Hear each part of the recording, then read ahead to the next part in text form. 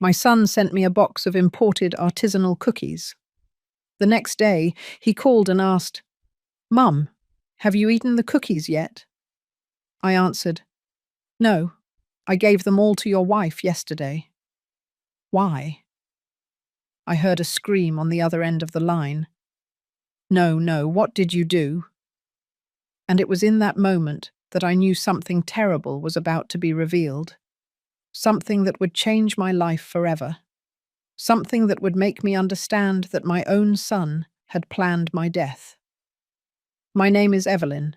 I am 71 years old. I have been a widow for 8 years, and my whole life was dedicated to two things: my career as a nurse and my only son, Robert. I worked 43 years at New York General Hospital, double shifts, whole nights without sleep, all to give him the best education, the best life. When my husband died, he left me a property valued at almost $2 million, a beautiful house in the city's most exclusive area. It was my security, my legacy for Robert and my grandchildren. Or so I believed. The relationship with my daughter-in-law, Samantha, was always complicated. From the day Robert introduced her to me, I knew she saw me as a nuisance. An interfering, old-fashioned, annoying mother-in-law. Every time I tried to visit my grandchildren, Andrew and Diana, she made excuses. That they were busy, that they had activities, that maybe another day. Birthdays passed, and I barely received a photo message. Christmases were cold, perfunctory, full of fake smiles and hugs that meant nothing. Robert changed after he got married. The sweet boy who hugged me and called me his queen became a distant man, always busy, always in a rush. Visits spaced out. Calls became mechanical. "Hello, Mum, how are you?" "Fine, fine. I'll call you later. I have a meeting." And I was left holding the phone, feeling the silence devour me inside. But that Tuesday, everything seemed different. The doorbell rang around 3 in the afternoon. I opened the door and found a messenger with an elegant package, wrapped in shiny gold paper with a wine-colored bow. The box was heavy, about the size of a shoebox, and had a label that read, "From France, with love." For Mum. My heart raced. It had been years since Robert had sent me anything like this. Nothing so elaborate, so thoughtful, so expensive. I signed the receipt and walked into the living room with trembling hands.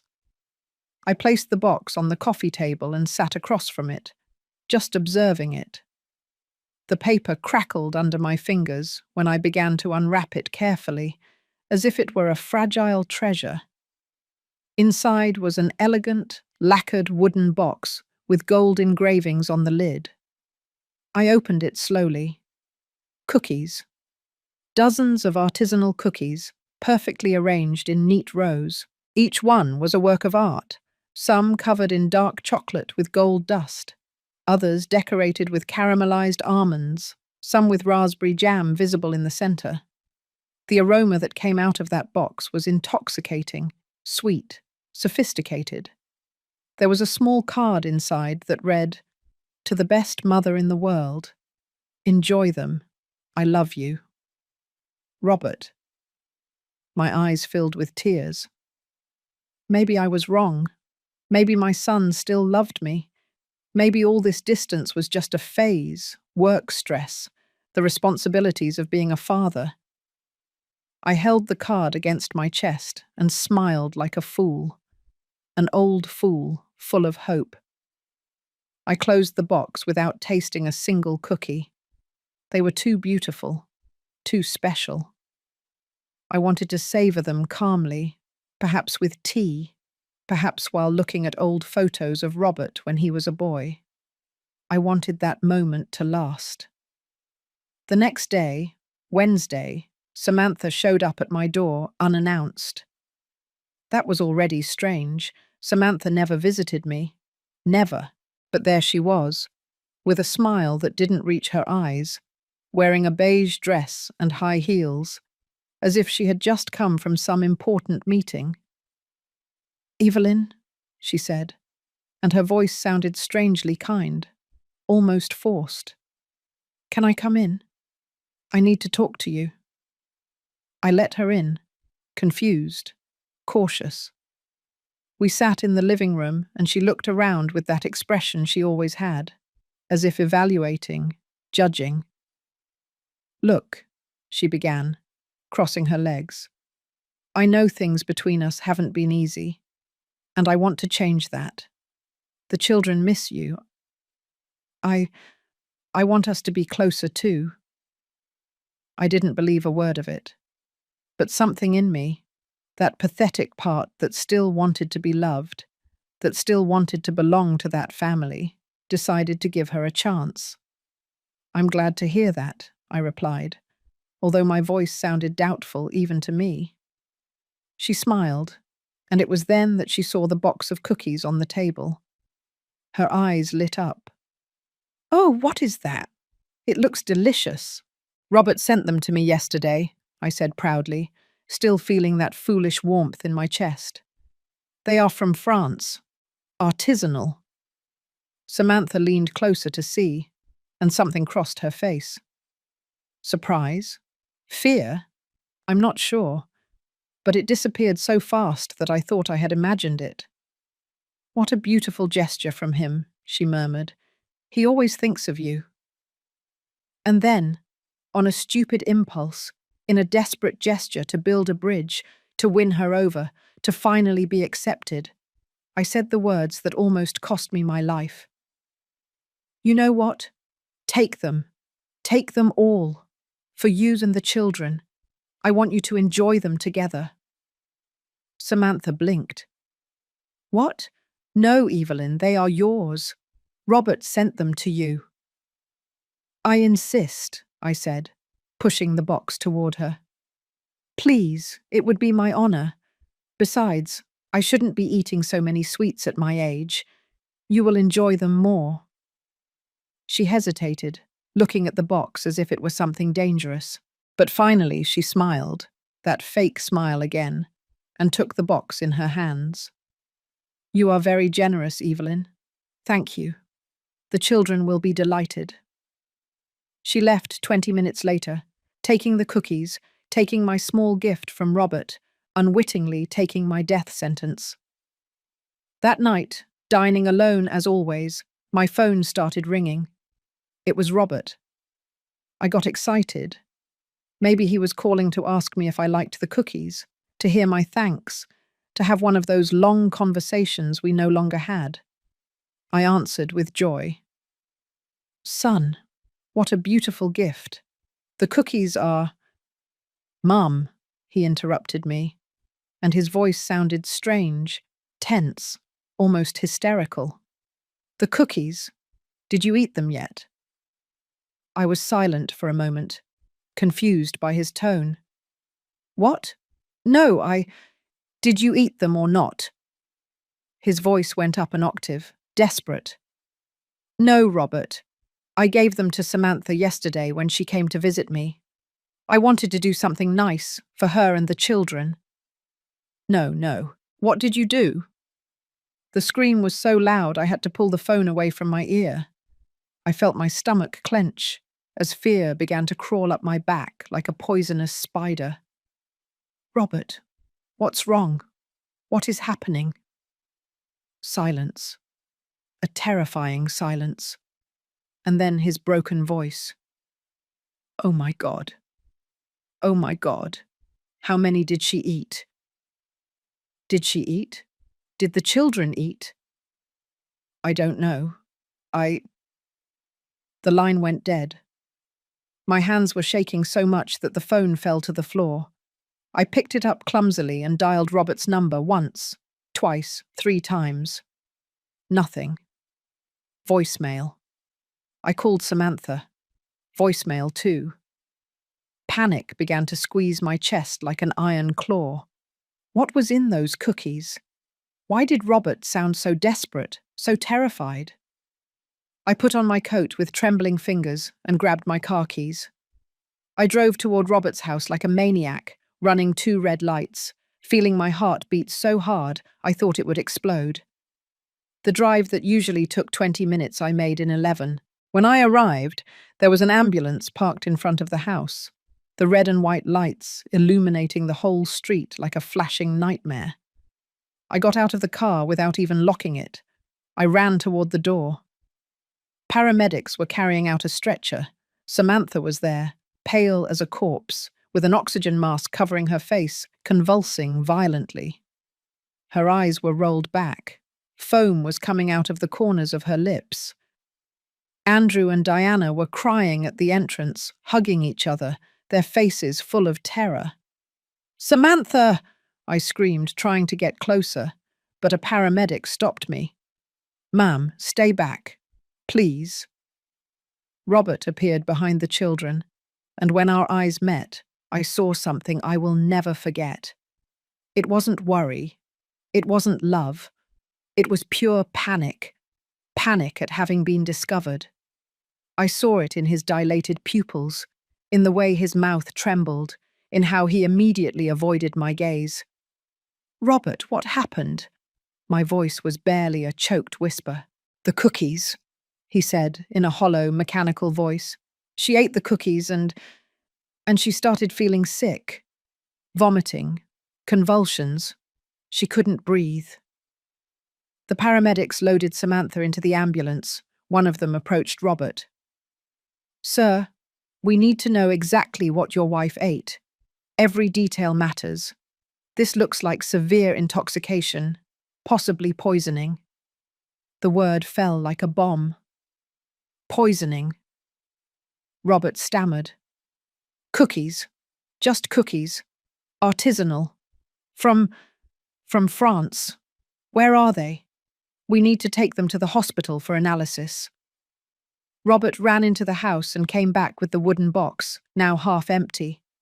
The paramedics took it with gloves, put it in an evidence bag, and left with Samantha toward the hospital, the sirens piercing the night. I stood there, in the middle of the street, surrounded by the crying of my grandchildren, looking at my son, and something inside me broke. "Robert," I said slowly, "what was in those cookies?" "I don't know, Mum." His voice sounded fake, rehearsed. "Liar." I took a step toward him. "Your reaction on the phone. Your desperation. Did you know something was wrong with those cookies? What was it?" "I don't know," he screamed, and the children flinched. "Maybe they went bad. Maybe there was a manufacturing error. I didn't. Why did you send them to me then?" My voice broke. "Why me?" We stared at each other. In that moment, under the artificial light of the street lamps, I saw a stranger. I didn't recognize the man in front of me. I didn't recognize his cold eyes, his tense jaw, the way his hands clenched into fists. "I have to go to the hospital," he finally said, avoiding my question. He took the children by the hands. "Stay here if you want, or go home, whatever you prefer." He left me there, alone, in the darkness. I drove back to my house in a state of shock, tears blurring my vision. I walked in, closed the door, and collapsed on the sofa. My mind was a whirlwind of unanswered questions, of horrible suspicions that I didn't want to accept. Had my son sent me poisoned cookies? Had my own son tried to kill me? No, it was impossible. Ridiculous. Robert loved me. He had to love me. I was his mother. But then, why his reaction? Why that panic? I spent the whole night awake, sitting in the darkness, waiting for news. At 5 in the morning, my phone finally rang. It was Robert. "Mum." His voice sounded exhausted, defeated. "Samantha is in intensive care. Arsenic poisoning. The doctors say if she had eaten one more cookie, she would be dead." The world stopped. Arsenic, one of the most lethal substances that exists. I knew it well, after 43 years as a nurse. Arsenic causes multi-organ failure. internal hemorrhaging, a slow and agonizing death. Arsenic, I repeated, my voice barely audible. How? How did arsenic get into those cookies? Silence on the other end. Robert, I said, and now my voice was firm, cold. Who sold you those cookies? I bought them online, from a seller in France. I don't know how. Tell me the truth. Each word came out like a knife. Tell me the truth right now, or I'm calling the police. The police are already coming.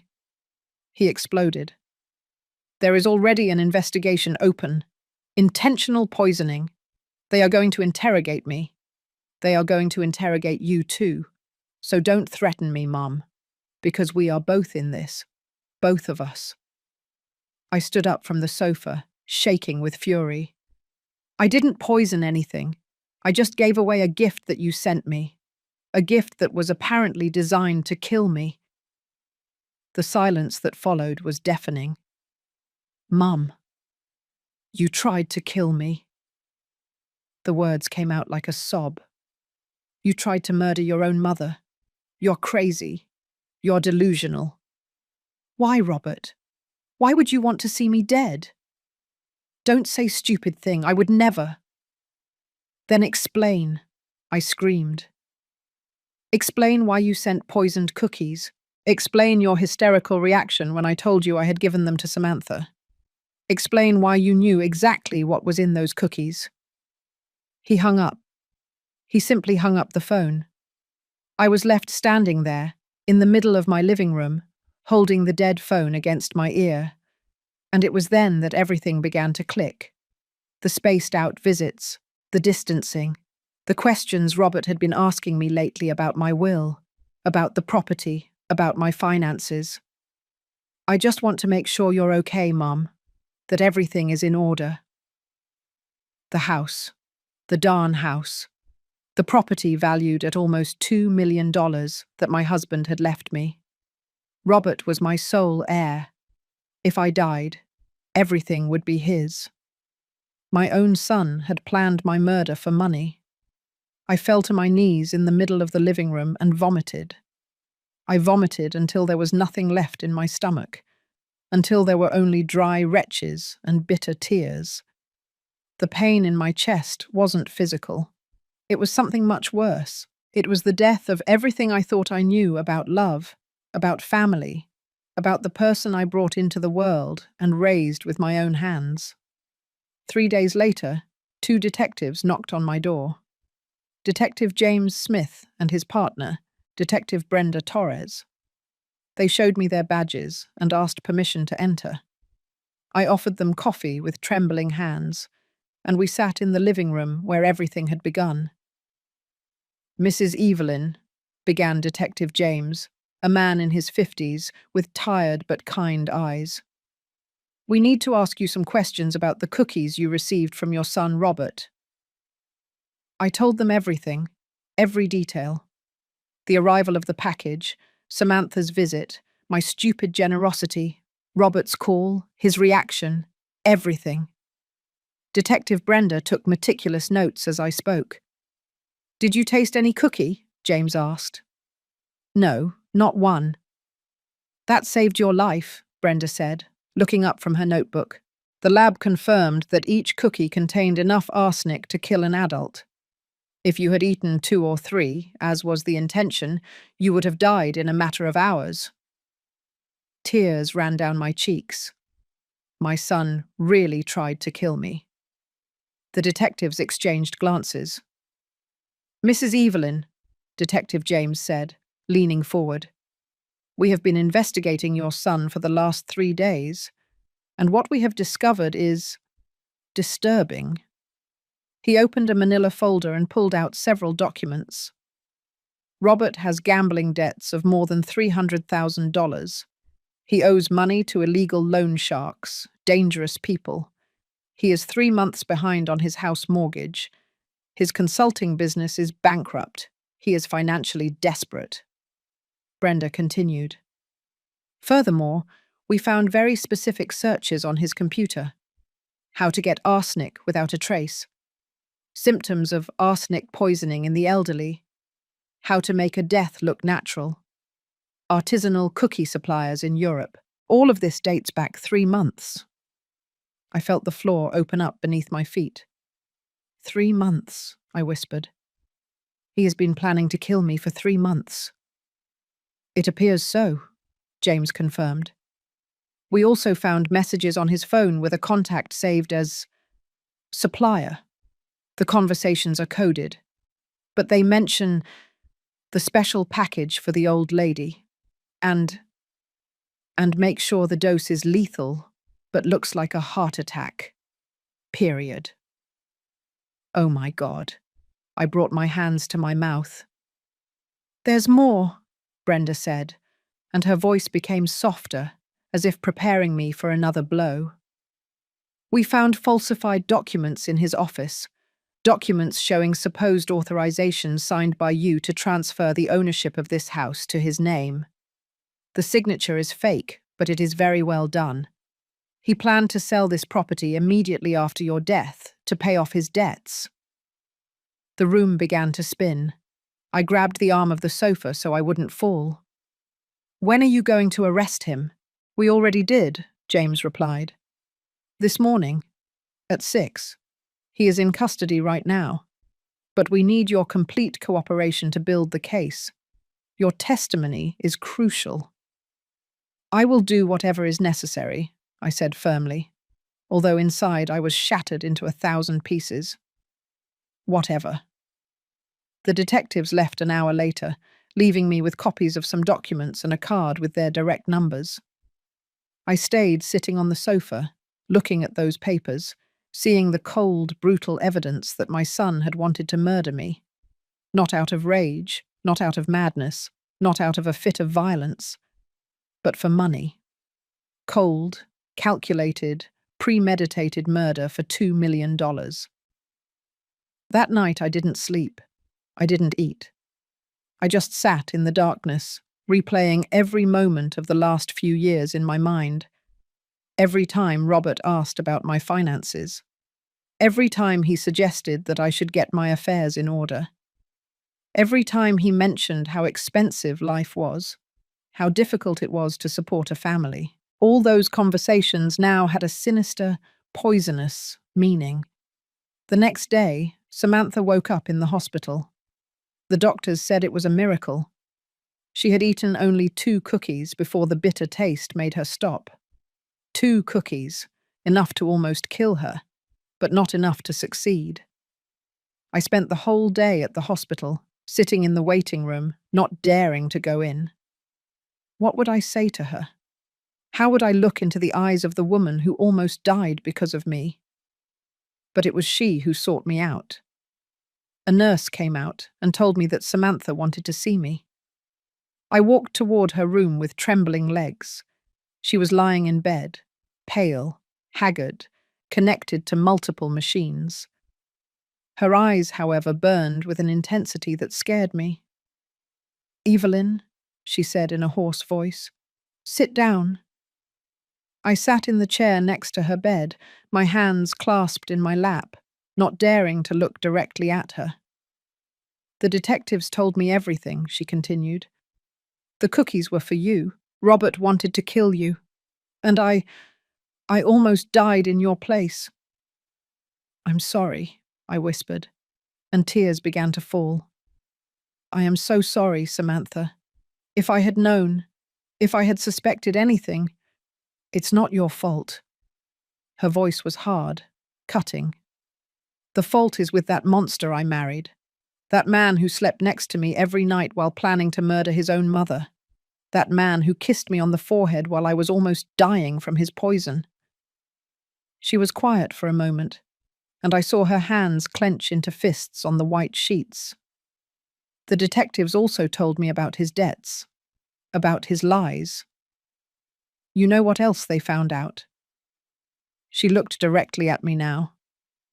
"He has a mistress, a woman named Carol, 26 years old. He rented her an apartment with the money he was supposedly using for Andrew and Diana's private schooling. He has been lying about everything. I felt nauseous again. Samantha, I didn't know anything about this. I know. She exhaled slowly. That's why I want to talk to you.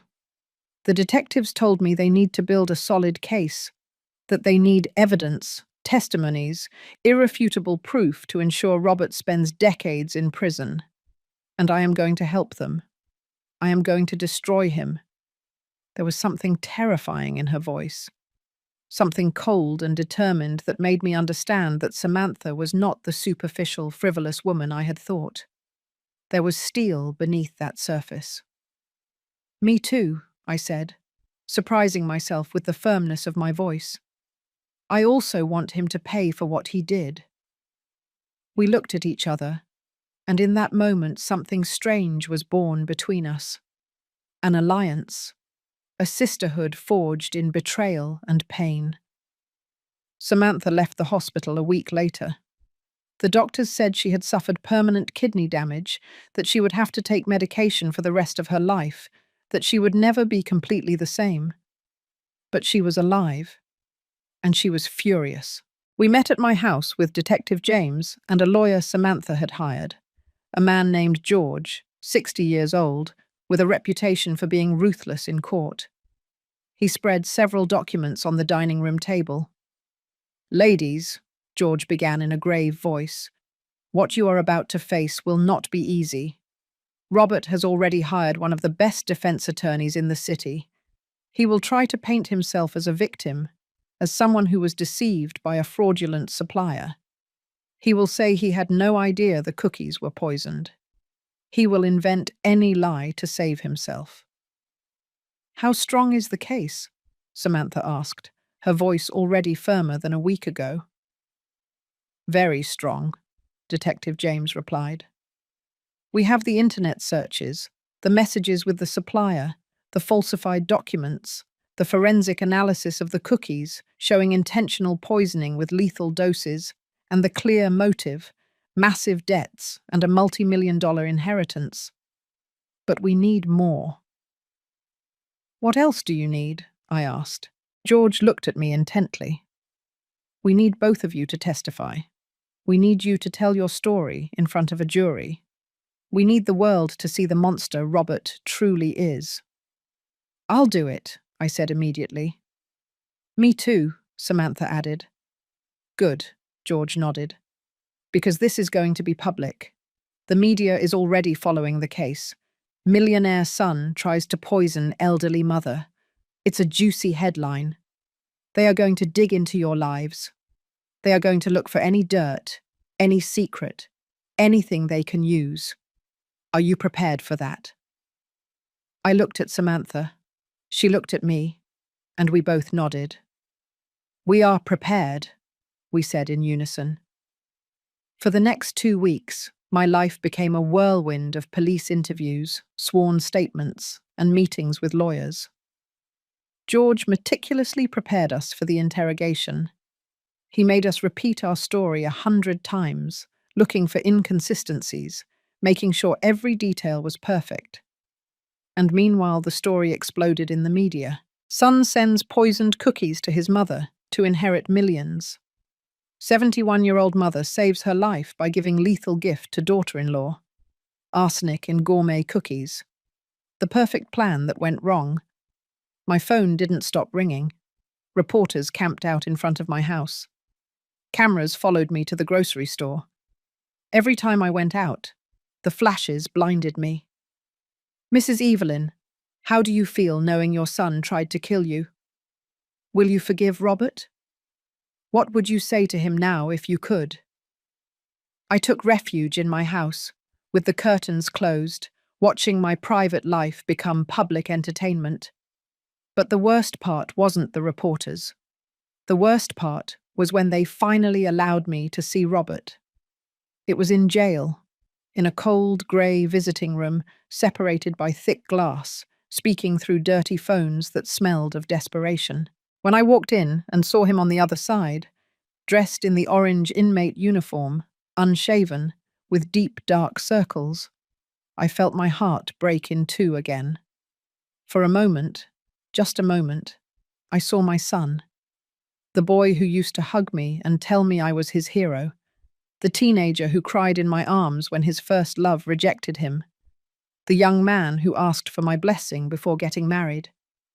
But then he spoke, and the illusion was broken. "Mum," he said, and his voice sounded soft, manipulative. "This is a terrible misunderstanding. I never wanted to hurt you. You have to believe me. Those cookies, I bought them from a legitimate seller. I had no idea they were contaminated. Someone is trying to frame me." I remained silent, just looking at him, waiting. "I need you to help me," he continued, leaning toward the glass. "I need you to tell the police this is a mistake, to withdraw your testimony. I'm your son, Mom, your only son. You can't let me rot in jail for something I didn't do." "Something you didn't do," I repeated slowly, and my voice was so cold that even I was surprised. "Robert, the police found your internet searches. They found your messages with the supplier. They found the falsified documents with my signature. They found everything." His face changed. The kind mask cracked for a second, and I saw rage underneath. Pure rage. "They are fabricating evidence. They are setting me up." "Why?" I asked. "Why would they set you up? What would they gain?" He had no answer for that. "Tell me the truth," I continued, and now my voice trembled. "Look me in the eyes and tell me the truth, Robert. You tried to kill me." We stared at each other through the dirty glass. I saw his jaw clench, his fists tighten, something dark and terrible cross his eyes. "You are ruining my life," he finally said, avoiding my question. "You and that witch Samantha. You are destroying me for nothing." "For nothing," I repeated, feeling the fury begin to replace the pain. "You almost killed your wife. You planned my murder for months. You falsified my signature. You were going to steal my house. And you say it's for nothing." "It was my right," he exploded, and there it was. The truth. Finally. "That house should be mine. That money should be mine. Dad promised it to me before he died. He told me everything would be mine. But you're still there, clinging to everything, living in that huge mansion like a queen while I drown in debt." Tears ran down my cheeks, but not from sadness, from rage. "Your father never promised you anything.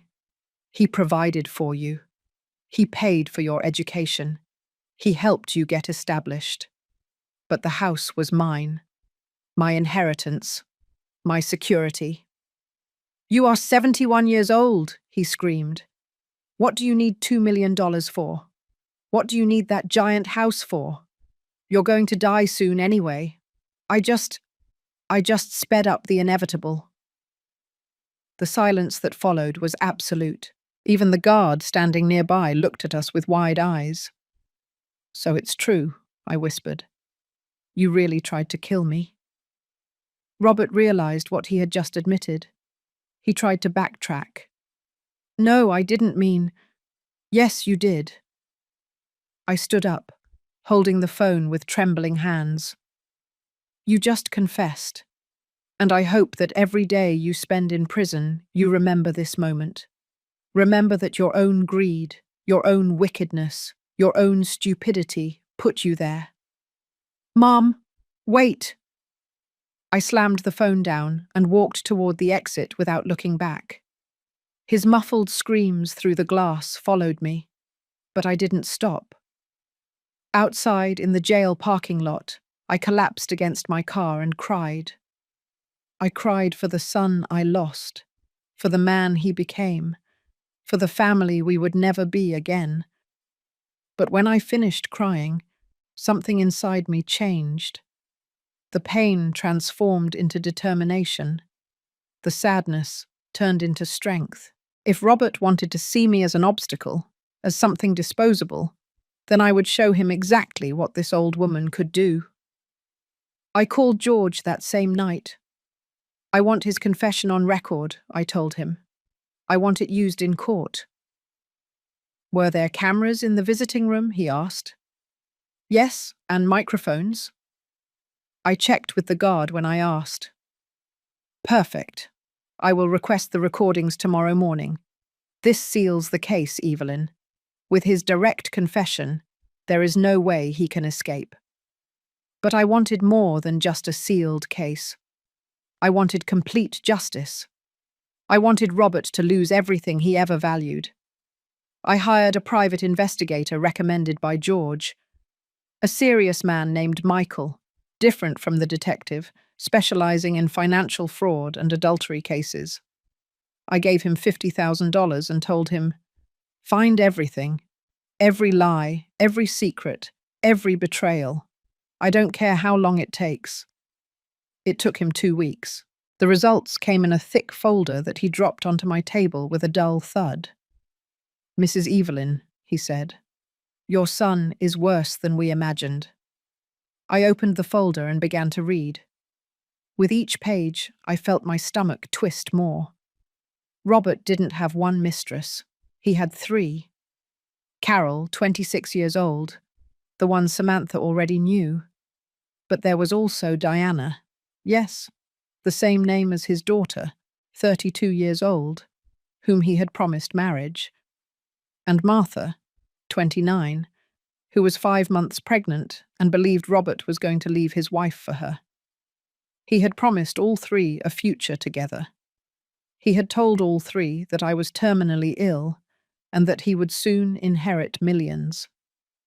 He had shown them photos of my house, telling them they would live there together. He had spent more than $200,000 on these women. Apartments, jewelry, vacations, cars. All with money he didn't have. Money borrowed from illegal loan sharks who were now looking for him to collect. But that wasn't all. The investigator also discovered that Robert had been stealing from Andrew and Diana's college savings account. $60,000 that their paternal grandparents had left specifically for their education.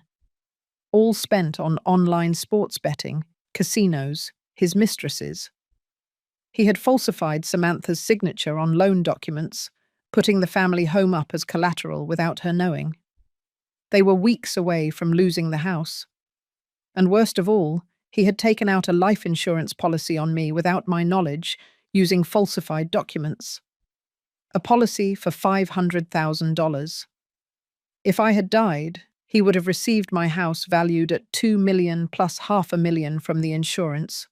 $2.5 million. That was the price of my life to my son. I closed the folder with trembling hands. Is this admissible in court? I asked. Every page, the investigator confirmed. Everything is documented with receipts, bank statements, contracts, text messages, recordings. It's airtight. Good. I stood up, feeling the rage fill me with energy. Then we are going to use everything. I called Samantha immediately. She came to my house that same afternoon, still weak but walking better. I showed her everything. I watched her face go from confusion to shock, from shock to fury, from fury to something cold and calculated. That son of a bitch, she murmured, reading about his multiple lovers. That damned son of a bitch. There's more, I said, pointing to the section on the children's account. When she finished reading, Samantha closed the folder slowly and looked at me with eyes that burned with determination. I am going to destroy him, she said in a quiet but lethal voice. I don't just want him to go to prison. I want him to lose everything. His reputation, his freedom, his children, his future. Everything. Me too, I replied. We held hands across the table, 2 women who had been enemies, now united by a common purpose. Absolute revenge. Over the next few weeks, Samantha and I became a perfectly coordinated war machine. George guided us step by step, building not only a criminal case, but a complete and systematic destruction of everything Robert had built on lies. First, we went after his mistresses. The investigator located the three women and showed them the evidence that they had all been deceived simultaneously. Carol broke down in tears when she saw the photos of Robert with the other two. Diana, the one with the same name as my granddaughter, went into shock upon discovering that the money he had given came from his own children's college account. And Martha, the pregnant one, had a breakdown when she learned that everything had been an elaborate lie. George convinced them to testify. He explained that they were victims too, that Robert had used and manipulated them. He promised them legal protection, and one by one they accepted. Then came the financial part. Samantha, as the legally married wife, had the right to review all joint accounts. With the help of a forensic accountant, we uncovered every suspicious transaction, every unauthorized withdrawal, every fraudulent loan. It was a labyrinth of financial crimes that dated back almost 4 years. He has been planning this for a long time, the accountant, a bald man named Arthur, said, pointing to a timeline on his computer. Look here. 3.5 years ago, he started diverting money from the family accounts. Small amounts at first, nothing to raise suspicion. Then he gradually increased it. How much in total? Samantha asked, her voice trembling. Arthur typed some numbers. Between the children's accounts, the fraudulent loans, and the money diverted from the joint accounts, approximately $420,000. The silence in the office was thick. Samantha brought her hands to her mouth. I felt the room spin. That money, Arthur continued, was spent mainly in 3 areas: his mistresses, online gambling, and interest payments to illegal loan sharks. Nothing is left. It all evaporated. My children, Samantha whispered. My children's future. He destroyed everything for his vices. But George smiled, and it was a frightening smile. This is excellent for our case. Every transaction is an additional charge. Fraud, embezzlement, theft, forgery. We are talking decades in prison, not years. We also filed a civil lawsuit against Robert for the damages to Samantha's health. George calculated the present and future medical costs, the psychological trauma, the loss of quality of life. The figure reached $1.5 million. Obviously, he doesn't have that money, George explained. But when he gets out of prison, if he ever gets out, any income he has will be garnished for the rest of his life. He will never have anything. He will never be financially free. The satisfaction I felt hearing that should have embarrassed me. But it didn't. After what Robert had tried to do to me, after what he did to Samantha, to his own children, to those innocent women, he deserved every bit of suffering that awaited him. Meanwhile, the story continued to grow in the media. It was no longer just local news. National channels had picked it up. True crime shows contacted us to make documentaries. Psychologists appeared on television as analyzing Robert's mind, diagnosing him with narcissism, sociopathy, a total lack of empathy. And then, Robert made his biggest mistake. From jail, he managed to have someone post on his behalf on social media. A long, detailed post where he painted himself as the victim. He said that I was a manipulative, controlling mother who had never really loved him.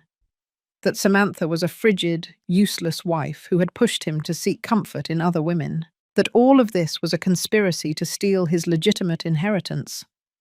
The post went viral, but not in the way he expected. People tore him apart in the comments. Hundreds, thousands of people calling him a monster, a coward, human garbage. Women's groups organized protests outside the jail, demanding the maximum sentence. The hashtags, Justice for Evelyn and hashtag Rot in Prison, trended for days. A news channel asked me for a live interview. George advised me to accept. It's your chance to control the narrative, he said. Show the world who you really are. The interview was in an elegant studio, in front of millions of viewers. The host, a woman named Sharon, different from the mistress, treated me with respect and compassion. She asked me about my life as a nurse, about raising Robert as a single mother after my husband died, about the moment I discovered the truth. I spoke with brutal honesty. No fake tears, no unnecessary drama, just the truth. I told the world how it feels to know that the person you carried in your womb, who you fed, loved unconditionally, planned your murder for money. Would you ever forgive him? Sharon asked at the end. I thought about it for a long moment. Forgiveness, I said slowly, is not something that is owed by default. It is earned with genuine repentance, with real change, with reparation for the harm caused. Robert has shown none of that. He has only shown rage at being caught. So no, I will not forgive him. Not now. Maybe never. The clip of that response was played millions of times. I became, unintentionally, a symbol, a representation of all the elderly people who suffer abuse from their own family members. A voice for the silenced. Offers began to pour in. Publishers wanted me to write a book. Hollywood producers wanted to make a movie. Organizations for the protection of older adults asked me to be their spokesperson. But the most important thing came when the district attorney called me personally. Mrs. Evelyn, he said, we have enough evidence to guarantee a conviction, but I want to go further. I want this case to send a message. Would you be willing to testify in a public trial?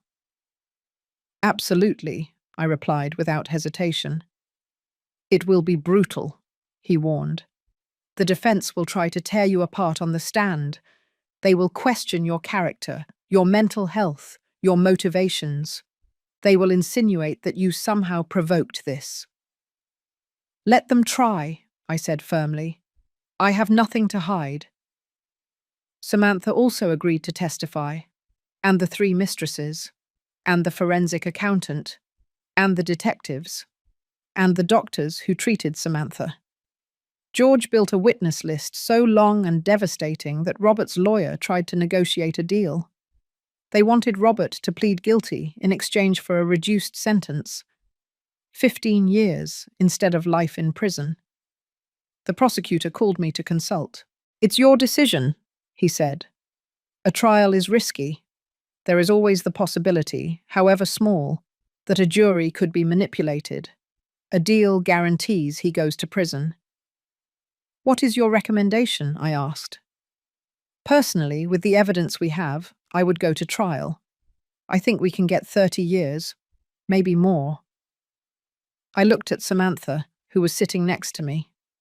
She nodded. We are going to trial, I said. The date was set for 6 weeks later.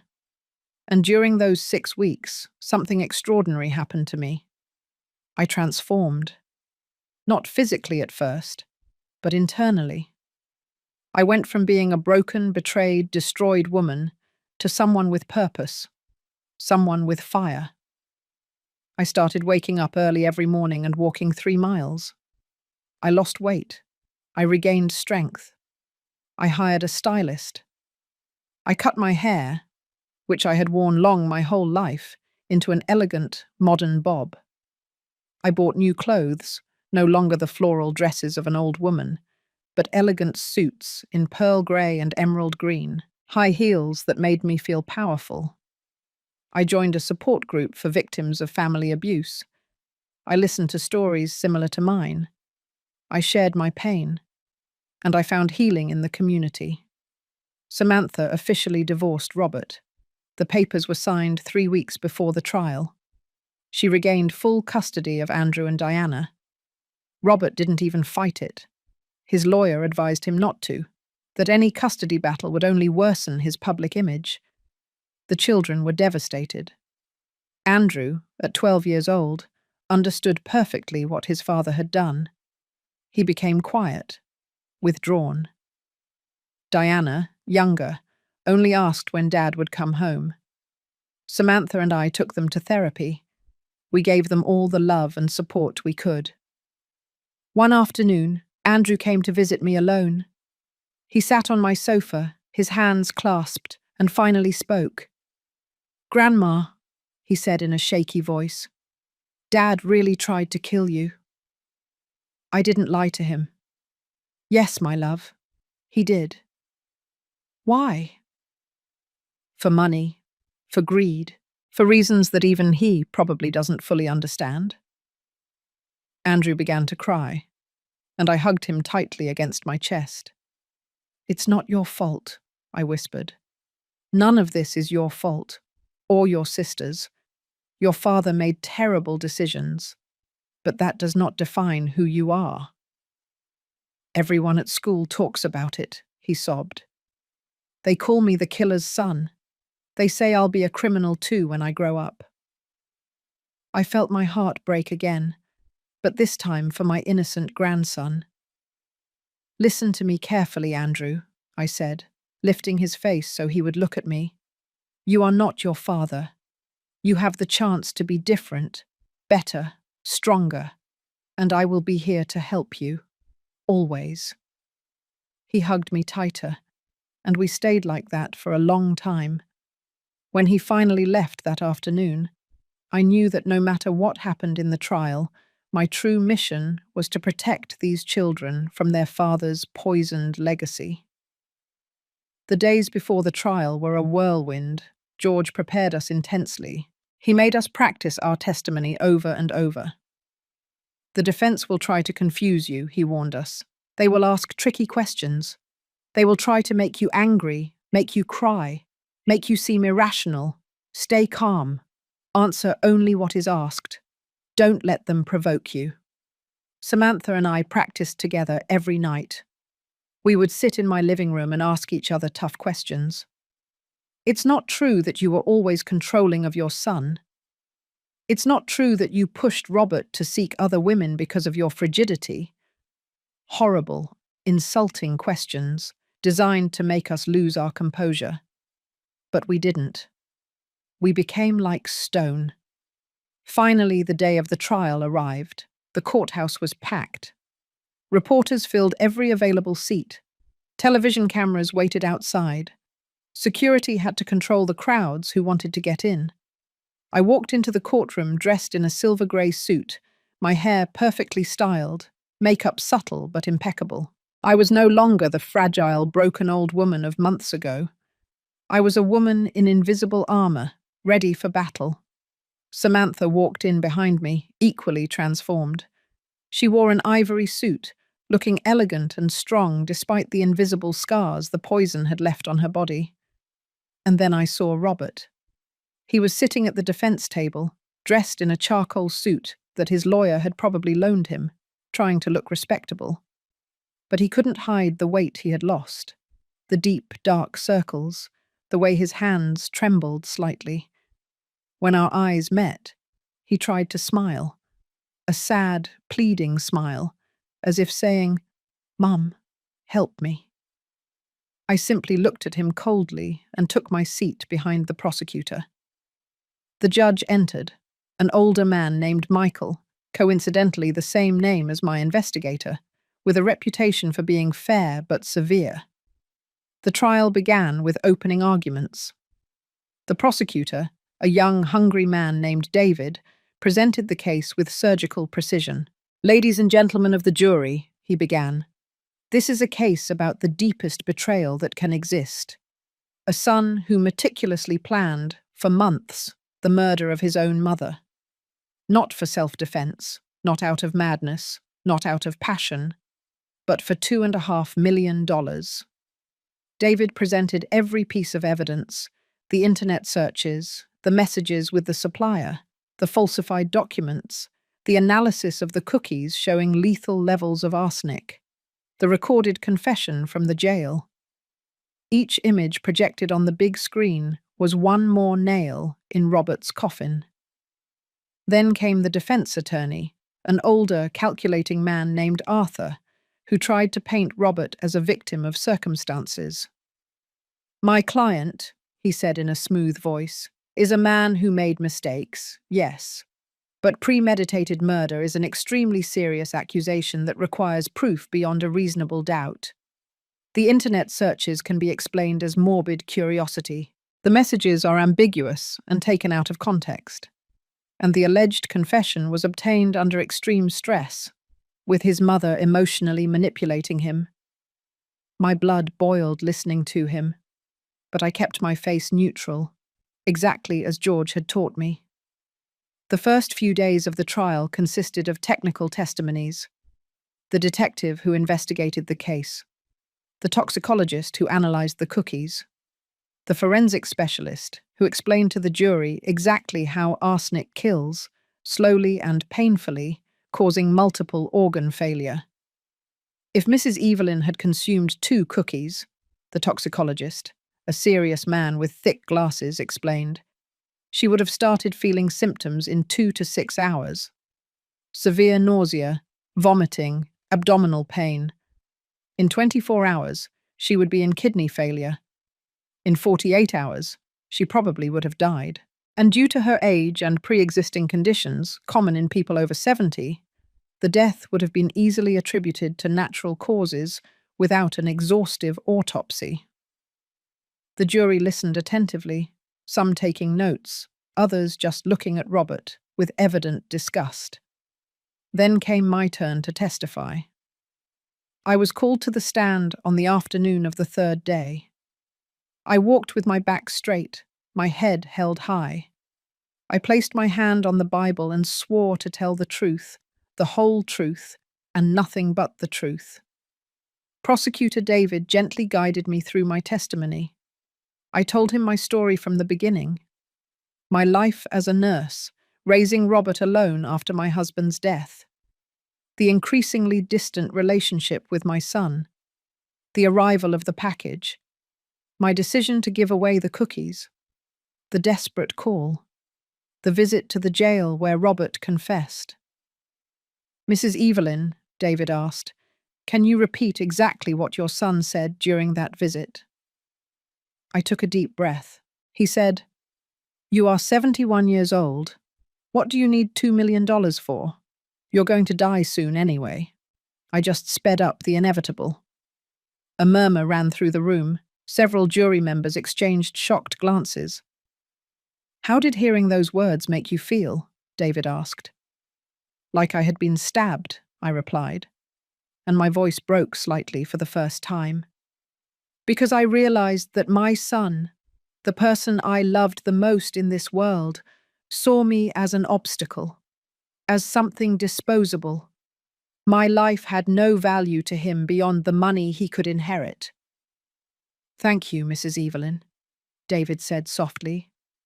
"Your witness." Defense attorney Arthur slowly rose, like a predator stalking his prey. He approached the stand with a false smile.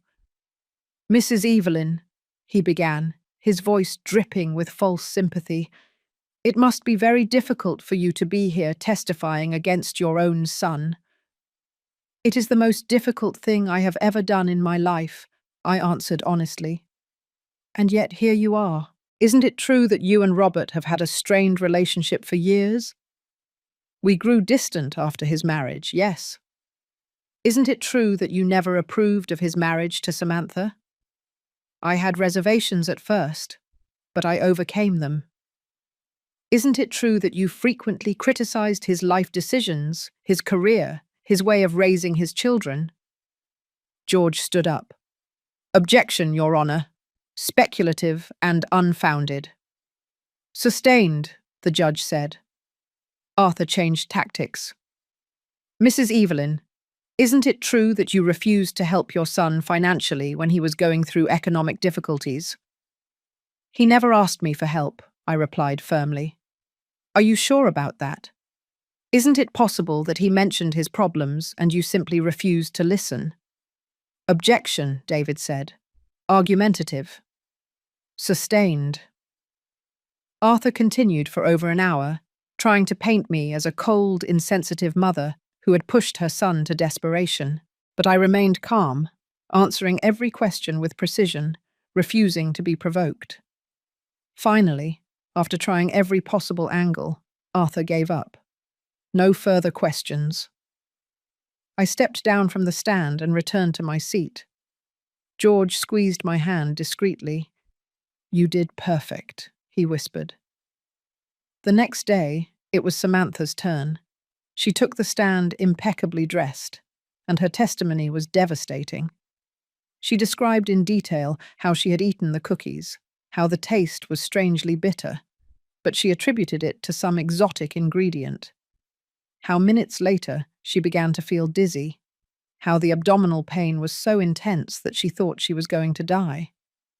"I was on the bathroom floor," she said, her voice trembling with contained emotion, vomiting blood, convulsing, unable to breathe.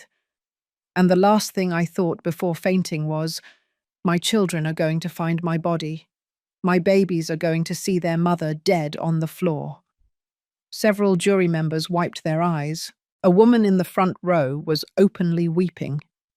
When it was the defense attorney's turn, he tried to insinuate that Samantha was exaggerating her symptoms out of revenge against an unfaithful husband. But Samantha was prepared. She pulled a pill bottle from her purse. "These," she said firmly, holding them up for everyone to see, "are the medications I have to take 3 times a day for the rest of my life, because of the permanent kidney damage caused by the arsenic. Do you want me to also show you the medical reports detailing my chronic renal insufficiency, or the hospital bills for $180,000? The defense attorney backed away.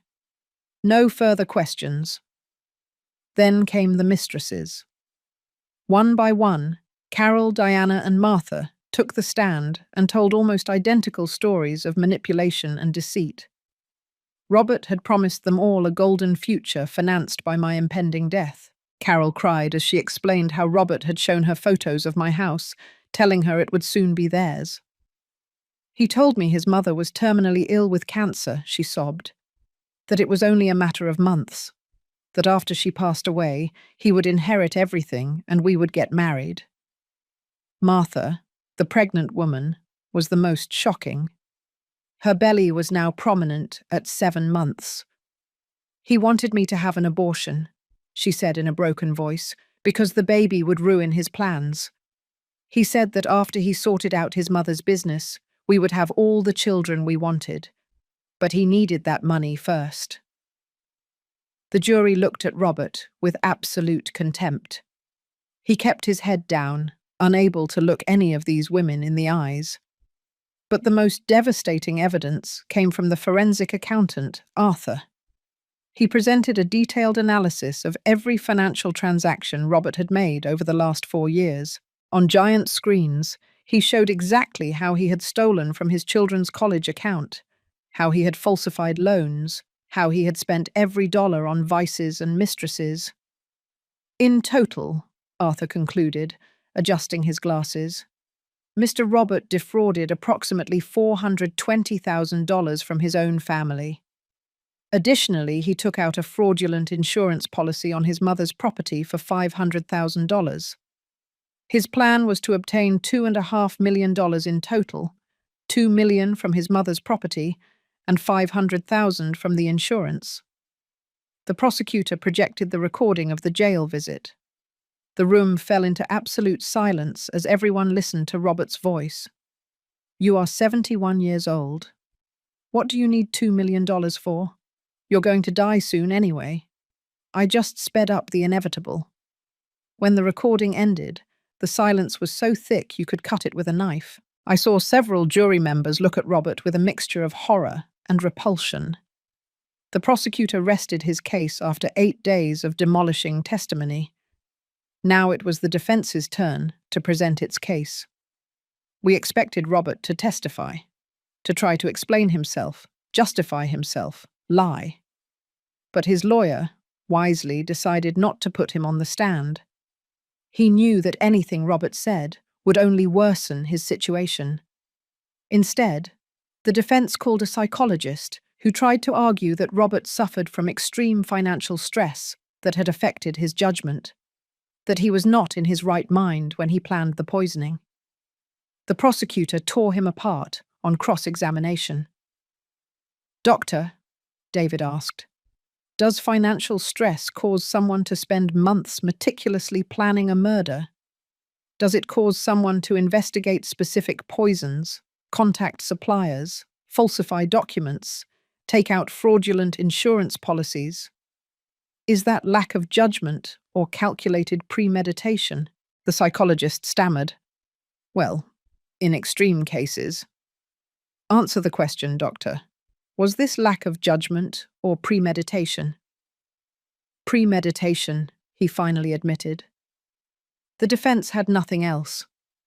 After only 2 days, they rested their case. It was time for closing arguments. Prosecutor David stood in front of the jury and spoke for almost an hour, reviewing every piece of evidence, every testimony, building a case so airtight that it was impossible to find reasonable doubt. "Ladies and gentlemen," he concluded, his voice echoing in the silence of the room, "Robert is not a victim of circumstances. He is a predator who saw his own mother as a source of money, who planned her death coldly, calculatedly, without remorse. He only regrets being caught. And if you do not stop him here, if you do not send the message that this type of evil will not be tolerated, then we are saying that it is okay to kill your mother for money, that it is okay to accidentally poison your wife while trying to murder your parent, that the value of a human life is simply the money you can extract from it." Defense attorney Arthur did his best, but it was like trying to empty the ocean with a spoon. He argued reasonable doubt, but without offering any credible alternative explanation for the mountain of evidence. The judge gave instructions to the jury, and they retired to deliberate. George told me it could take days, maybe a week, depending on how thorough they were. It took 3 hours. 3 hours to decide my son's fate. When the bailiff announced that the jury had reached a verdict, my heart started beating so hard I thought everyone could hear it. Samantha took my hand and squeezed it tightly. We re-entered the courtroom. The jury took their seats. Judge Michael asked, "Have you reached a verdict?" The foreman, a middle-aged man with a serious expression, stood up. "Yes, Your Honor. How do you find the defendant on the charge of attempted murder in the first degree against Evelyn Smith?" "Guilty." The word fell like a hammer. Robert closed his eyes. His lawyer put a hand on his shoulder. "How do you find the defendant on the charge of attempted murder in the first degree against Samantha Torres?" "Guilty." "How do you find the defendant on multiple charges of fraud, forgery, and embezzlement?" "Guilty on all counts." One by one, 17 charges in total, and the verdict was the same every time. Guilty, guilty, guilty. Samantha began to cry silently next to me. I remained motionless, without tears, only feeling a strange emptiness where the pain had been before. Justice. Finally, justice. The judge set the sentencing date for 3 weeks later. Robert was escorted out of the courtroom, and for the first time I saw him truly broken. He was no longer the arrogant man who had looked at me with contempt in jail. He was a convicted criminal who finally understood the consequences of his actions. Outside the courthouse, a crowd of reporters was waiting for us. Microphones extended toward us like weapons. "Mrs. Evelyn, how do you feel about the verdict? Do you have anything to say to your son? Does this bring closure?" I stopped in front of the cameras. George had said I didn't have to talk, but I wanted to. I needed to. "Justice was done today," I said, my voice clear and firm. "Not just for me, but for all victims of family abuse. For all the elderly who are seen as disposable by their own children. For all the people who suffer in silence because society tells them they must forgive family no matter what. Family love is not unconditional when that love is used as a weapon. And today, a brave jury said enough. "Will you forgive your son?" a reporter shouted. "Forgiveness," I replied, "is something that is earned. Robert has many years ahead of him to reflect on what he did. If he ever shows genuine repentance, if he ever understands the magnitude of his betrayal, maybe then we can talk about forgiveness. But that day is not today." The 3 weeks until sentencing passed in a whirlwind. The story continued to grow. Now there were documentaries in production, books being written, podcasts dedicated to the case. I became an involuntary public figure. But I also started something new. With the advance money from a book I had agreed to write, I established a foundation. I called it Voices of Wisdom, dedicated to protecting older adults from financial and physical abuse by their family members. I hired pro bono lawyers, social workers, counselors. We created a hotline to report abuse. In the first 2 weeks, we received over 500 calls. Samantha joined as co-founder. Together, two women who had been enemies, we built something beautiful from our shared tragedy. Finally, the day of the sentencing arrived. The courtroom was even more crowded than during the trial. Judge Michael entered, and we all stood up. Robert was brought in, looking thinner, older, defeated. The judge reviewed the documents in front of him. "Mr. Robert," he began, his grave voice resonating in the room, "I have carefully reviewed this case. I have read every testimony. I have examined every piece of evidence. And I must say that in my 32 years as a judge, I have rarely seen a case of family betrayal so calculated, so cold, so completely devoid of humanity." "You did not act on impulse," the judge continued, looking directly at Robert. "You did not act in a moment of weakness. For months, deliberately, systematically, you planned to murder the woman who gave you life, the woman who worked double shifts for years to give you education, opportunities, unconditional love. And you did it for money, for pure greed." The judge paused, letting his words sink in. "Furthermore, your collateral actions are equally repulsive. You stole from your own children's college account, leaving them without an educational future. You defrauded your wife, falsified her signature, put your family home at risk. You manipulated and deceived multiple women. And when your plan failed, and you almost killed your wife instead of your mother, you showed no remorse, only rage at being discovered." Robert kept his head down, his shoulders trembling slightly. "The law allows me some discretion in sentencing," Judge Michael said. "But in this case, I find no mitigating circumstances, no reason to show mercy. You represent the type of evil that society must repudiate with the greatest possible force." The judge raised his gavel. "For the charges of attempted murder in the first degree against Evelyn Smith, I sentence you to 25 years in prison. For the attempted murder in the first degree against Samantha Torres, another 25 years. These are to be served consecutively, not concurrently. In total, 50 years in state prison."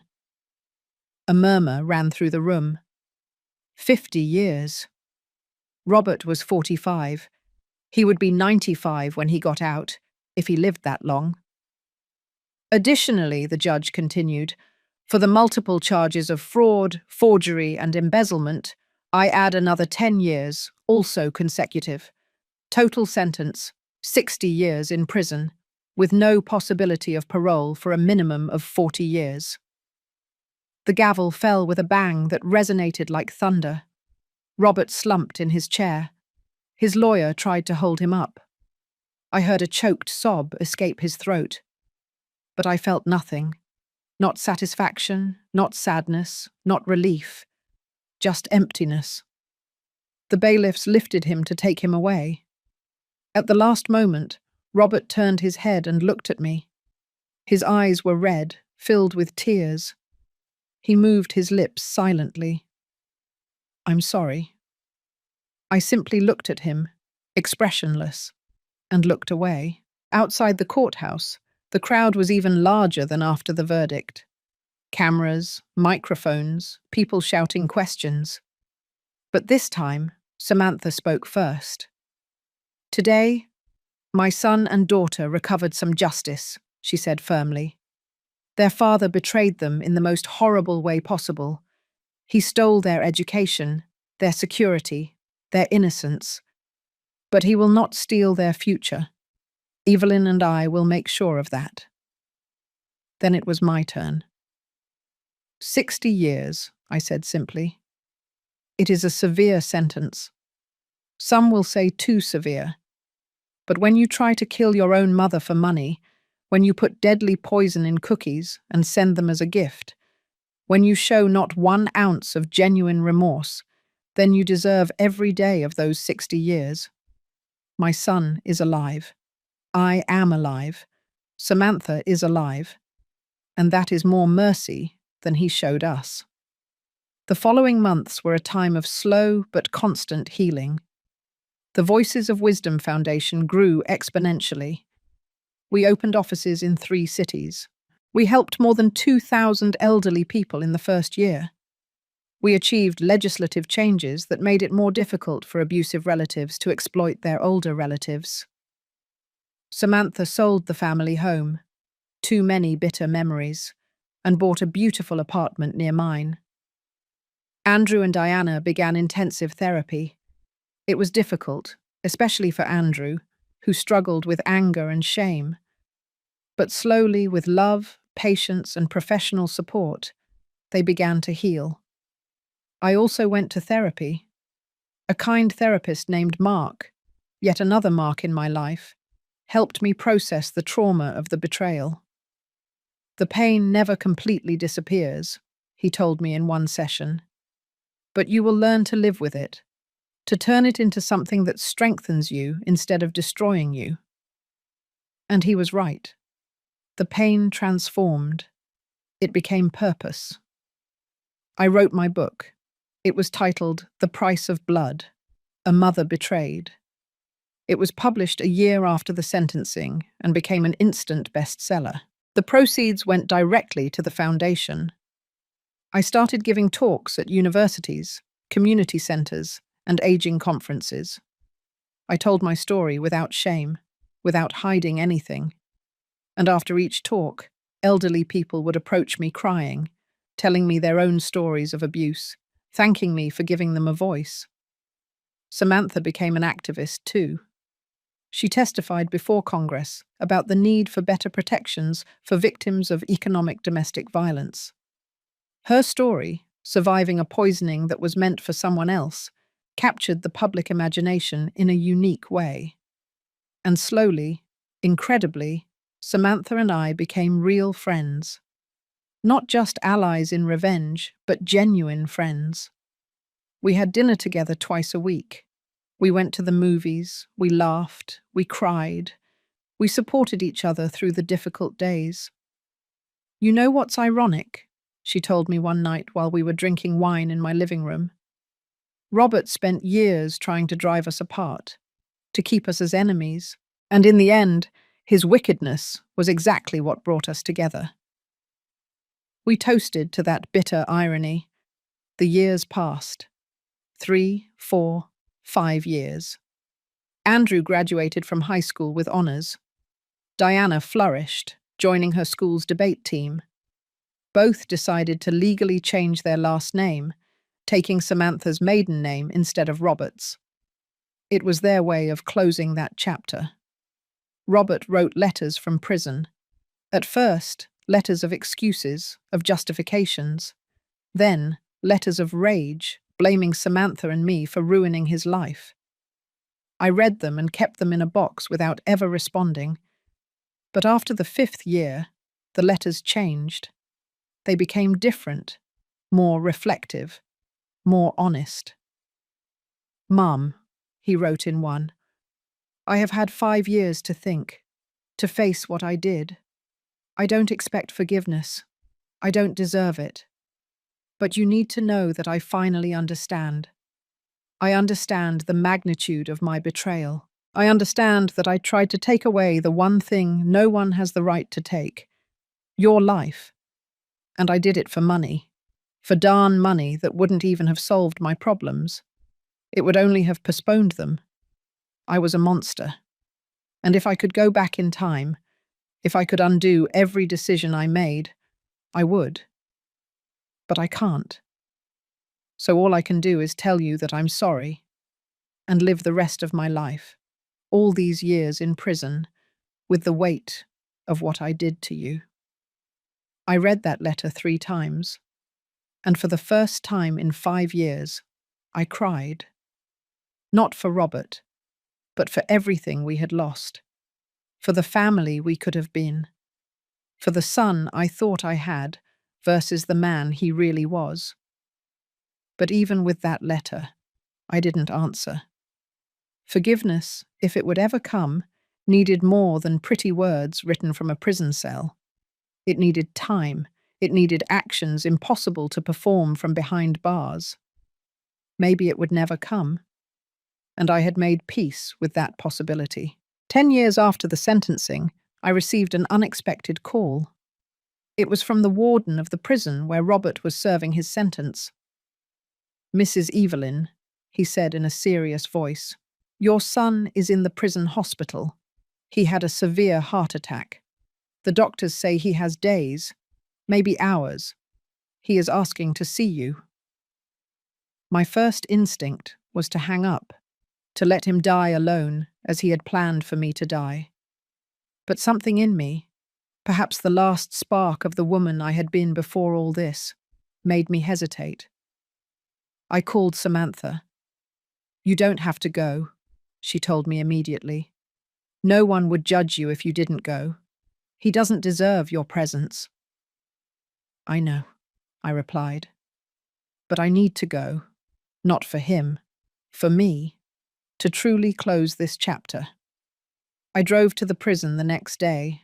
I was escorted through cold, grey corridors until I reached the infirmary, and there, in a narrow bed, connected to machines that beeped monotonously, was Robert. He had aged 20 years in 10. His hair, now completely grey, was thin. His face was haggard, with deep lines of suffering etched into every wrinkle. When he saw me enter, his eyes filled with tears. "Mom," he whispered, his voice barely audible. "You came." I sat in the chair next to his bed, keeping my distance. "The warden said you are dying." "Yes." He coughed weakly. "Irreversible heart damage. The doctors say it's a matter of days." We were silent for a long moment. The beeping of the machines filled the space between us. "I don't expect you to forgive me," he finally said. "I know I don't have that right, but I needed to see you one last time. I needed you to know that these 10 years changed me. Prison took everything from me, my freedom, my pride, my identity, but it gave me something too, clarity, time to face the monster I had become." "And?" I asked coldly. "What did you discover?" "That I was a coward," he replied, tears rolling down his sunken cheeks. "A selfish coward who valued money more than human life, who valued my comfort more than my mother's love. I tried to kill you. Mum, I put poison in cookies that I sent you as a gift, and I almost killed Samantha in the process. I destroyed my own children, all for greed." His voice completely broke. "I have had 10 years to relive that moment every night, to imagine how you would have died, to imagine your last moments of agony. And every night I wake up screaming, because I understand that was my plan. I was going to cause you that agony, your own son." I looked at him, this broken man who was once my baby, and I felt nothing. Neither rage, nor sadness, nor even satisfaction for his suffering. Just a weary emptiness. "Robert," I said slowly, I appreciate your words, and maybe they are genuine. Maybe you really have changed. But forgiveness is not something I can give you right now. Maybe never, because the harm you caused wasn't just to me. It was to Samantha, who almost died and will now live with permanent kidney damage. It was to Andrew and Diana, who lost their father and had to carry the shame of your crime. It was to those 3 women you manipulated and used. I know, he sobbed. I know. But, I continued, and my voice softened slightly, I will tell you this. I hope you find peace before the end. I hope these last few days are not filled with terror, but with acceptance. And I hope that in your next life, if there is such a thing, you will be better than you were in this one. I stood up to leave. Mum, he called weakly. Andrew and Diana, are they okay? A small smile touched my lips. They are more than okay. Andrew is in college studying law. He wants to be a prosecutor, specializing in victim protection. Diana is in high school, captain of the debate team. They are both brilliant, kind, strong. Samantha and I made sure of that. Thank you, he whispered. Thank you for giving them what I couldn't. Goodbye, Robert, I said, and walked toward the door. Mum, he called one last time. I love you. I always loved you, even when my greed blinded me. Please believe me that at least. I stopped at the door without turning around. Maybe you did love me, I said softly, but not enough. And that is the tragedy of all this. I walked out and didn't look back. Robert died 3 days later. I did not attend the funeral. Only 3 people did. His defense attorney, a prison chaplain, and surprisingly Martha, the woman who had been pregnant with his child. She called me afterward. I didn't go for him, she explained. I went because my son, who is now 10 years old, deserves to know that his biological father received a dignified burial, even if he was a monster. But I want you to know, Mrs. Evelyn, that my son carries my last name, not Robert's, and he will never know the complete truth about his father until he is old enough to process it. You are a good mother, I told her sincerely. More years passed. The Voices of Wisdom Foundation expanded internationally. We helped more than 50,000 elderly people in 15 countries. Samantha and I were recognized with humanitarian awards. I wrote 2 more books. I became a respected voice on issues of aging and family protection. Andrew graduated from college and indeed became a prosecutor. His first case was against a man who had defrauded his elderly father of his life savings. He won, and when he called me crying with joy, I knew that something beautiful had been born from our tragedy. Diana was accepted into a prestigious university with a full scholarship. She decided to study psychology, specializing in family trauma. I want to help children like me, she told me. Children who have to process their parents' betrayal. And I, at 83 years old, finally found peace. Not a peace that erased the pain, but one that integrated it. One that transformed it into purpose, into strength, into a legacy. One afternoon, sitting in my garden with Samantha, now my best friend, drinking tea and watching my grandchildren play with their own children, I realized something fundamental. Robert wanted to kill me to take my life, my house, my money. But he failed. And in his failure, he inadvertently gave me something more valuable, a renewed purpose. A second family in Samantha. The opportunity to save thousands of elderly people from similar fates. A platform to change laws and protect the vulnerable. What are you thinking about? Samantha asked, noticing my reflective expression. That I survived, I replied simply. Not just the poison, but the betrayal, the pain, the loss. And on the other side of all that, I built something beautiful. Samantha took my hand and squeezed it. We built it together, she corrected. I smiled. Yes, together. The sun was setting over the garden, painting everything gold and rose. My great-grandchildren were laughing, chasing butterflies. Samantha and I rocked gently in our chairs, two women who had been through hell and emerged stronger. And in that moment of perfect peace, I understood the final lesson. Revenge is not in destroying the one who hurt you. True revenge is living so well, so fully, so meaningfully, that their attempt to destroy you becomes the catalyst for your greatest triumph. Robert wanted to end my life. Instead, he gave it meaning.